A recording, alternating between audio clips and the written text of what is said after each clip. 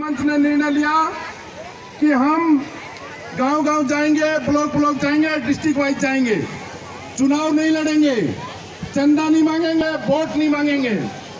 जो व्यक्ति देश के लिए जीना चाहता है वो जय हिंद मंच से जुड़े। जाति, धर्म और क्षेत्र के आधार पर चुनाव का बहिष्कार करके काबिलियत के आधार पर मतदान शुरू करें। इस अभियान को लेकर आपसे बात करने के लिए आए हैं। छोटी सी एक बात, जींद में अभी चुनाव है, प्रत्येक पार्टी ने अपने कार्यकर्ताओं को बुला करके कहा आप किस जात के हो, कि वाल्मीकि। जींद में जाओ वाल्मीकि मोहल्ले में, आप किस जात के हो, ब्राह्मण। आप गांव में जो ब्राह्मण बहुल गांव है उनमें जाओ। ऐसा हो रहा है कि नहीं?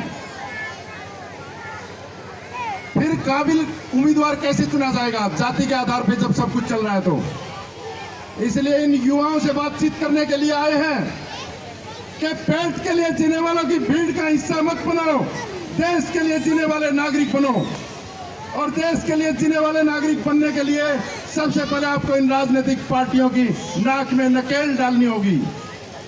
और राजनीतिक पार्टियों की नाक में नकेल डालने से पहले आपने अपने आप को खरा उतारना पड़ेगा और कहना पड़ेगा कि आने वाले चुनाव में मैं जाति, धर्म और क्षेत्र के आधार पर मतदान नहीं करूंगा, मैं काबिलियत के आधार पर मतदान करूंगा, काबिलियत के आधार पर। अगर ऐसी शपथ आप लोगों ने ले ली तो किसी राजनीतिक पार्टी की हिम्मत नहीं होगी कि वो जाति देख करके टिकट दे और जाति के आधार पर आपसे वोट मांगे। इस मिशन को लेकर के आप लोगों के पास ये टीम आई है। झूठ बोलते हैं ये लोकतंत्र नहीं है। लोकतंत्र का मतलब होता है जनता के द्वारा अपनी मर्जी से अपना प्रतिनिधि चुनकर विधानसभा या लोकसभा भेजना। अब बहुत सारे युवा साथी कहेंगे कि हाँ ऐसे ही तो हो रहा है। नहीं, ऐसे नहीं हो रहा। यही बात करने के लिए आपसे आए हैं। आप जिस प्रतिनिधि को चुनते हो, आपसे पहले वो 5 बैठकों में, 5 चौपालों में, 5 जगहों पे आपसे पहले चुना जाता है। उस बैठक का नाम तेजाखेड़ा फार्म हाउस भी हो सकता है, 10 जनपद भी हो सकता है, दीनदयाल उपाध्याय मार्ग भी हो सकता है, 1200-1500 करोड़ भी। आपके चुनने से पहले वो वहां चुना जाता है। आप बाध्य और मजबूर हो चुने हुए में से चुनने के लिए। ऐसा है कि नहीं? पहले बैठकों में चुनते हैं वहां पर लोग, और वो चुन के अच्छे आदमी भेज देते हैं भैंसवान में, कह देते हैं ये कांग्रेस का, ये बीजेपी का, ये इनेलो का, ये आम आदमी का। उनमें से चुनने के लिए आप बाध्य हो, तो आपने लोगों में से कहां चुना? चुनावों में से चुना। ये लोकतंत्र के ऊपर लगाम है, आपने खोलनी पड़ेगी ये।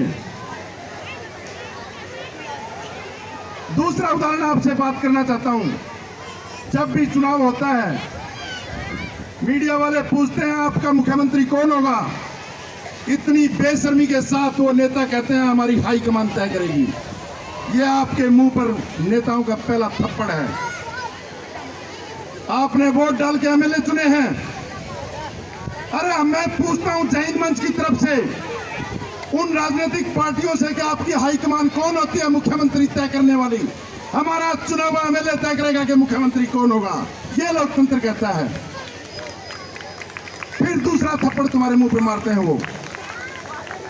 एमपी के चुनाव में आप जिस कैंडिडेट को हरा देते हो, आप लोग हरा के घर नहीं पहुंचते, उससे पहले वो उसको राज्यसभा में बिठा के कहते हैं कि ये हमारा वित्त मंत्री होगा, और 4.5 साल तक तुम्हारा वित्त मंत्री रहता है। ये तुम्हारे मुंह पे थप्पड़ मारते हैं कि हरा लो लोकसभा में। हमने तो नीमन सदन में हराया था, आपने उच्च सदन में बिठा दिया, और 5 साल तक तुम्हारा वित्त मंत्री रहेगा। रहा कि नहीं? तो ये हमारे मुंह पे थप्पड़ नहीं तो क्या है? इसलिए राजनीतिक पार्टियों से ऊपर उठ करके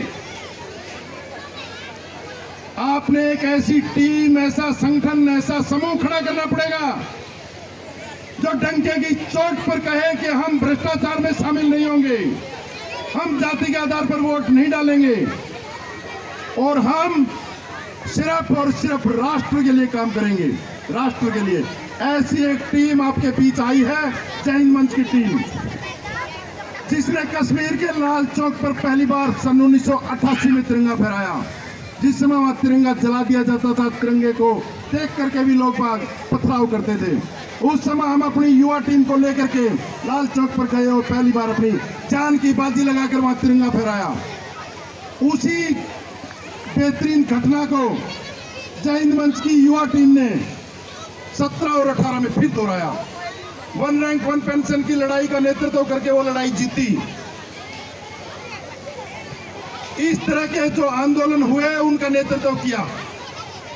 आज आपके बीच इसी मकसद से आए हैं कि आप जिस किसी पार्टी में हो बने रहो, कोई ऑब्जेक्शन नहीं, हम पार्टी बदलने की नहीं कह रहे, लेकिन उन पार्टियों को कहो कि जिन मौलिक अधिकारों का हमें संविधान में मिला है उनका हनन मत करो, छीनो मत। छोटा सा एक उदाहरण आपसे शेयर करता हूं और जो आपने उनसे बात करनी है। किसी भी गांव में घुसते हैं तो 40 घरों पे कांग्रेस के झंडे नजर आते हैं चुनाव के दिनों में, 50 घरों पे बीजेपी के, 60 घरों पे हरे झंडे। अब एक और नया हरा और पीला मिला के बन गया। नजर घुमा के देखोगे किसी घर पर देश का झंडा लगा होता है?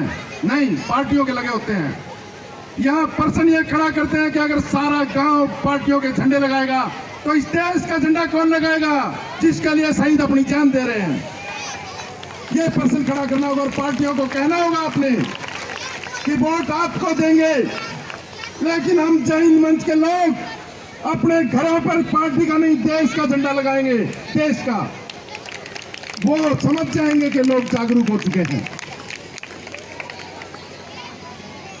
एक छोटी सी बारीक बात आपसे शेयर कर रहा हूं ताकि उन पार्टी वालों को आप जवाब दे सको। जब चुनाव की प्रक्रिया गुप्त है, मतदान आड़ में होता है, वोटिंग मशीन छुपा के रखी जाती है, तो फिर हमें एक दूसरे का दुश्मन बनाने के लिए पार्टियों के सिंबल पर, पार्टियों के चिन्ह घरों पे क्यों चिपका रहे हो? जिन लोगों को चाचा ताऊ कहते हुए हम बड़े होते हैं, जिनकी गोद में पल करके खेल करके बड़े होते हैं, ब्याह शादी में भी आना जाना बंद हो जाता है सिर्फ इसलिए कि वो कांग्रेस में टॉप डालता है, बीजेपी में।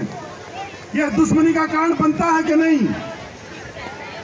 तो इन दो टके के नेताओं के लिए अपनी 7 पीढ़ी के प्रेम को खराब क्यों करते हो? कह दो उनको कि वोट आपको देंगे, लेकिन आइडियोलॉजी और सिंबल आपका हमारे घर पर नहीं लगेगा। चुनाव प्रक्रिया गुप्त है, चुपचाप वोट डालेंगे और पता नहीं लगने देंगे किसको डाला, और डंके की चोट पर कह रहे हैं कि काबिलियत के आधार पर मतदान करेंगे, काबिलियत के आधार पर। यह बात आप शपथ लेके जाओ यहाँ से। बस इतनी सी बात करने के लिए आपके पास हम आए थे।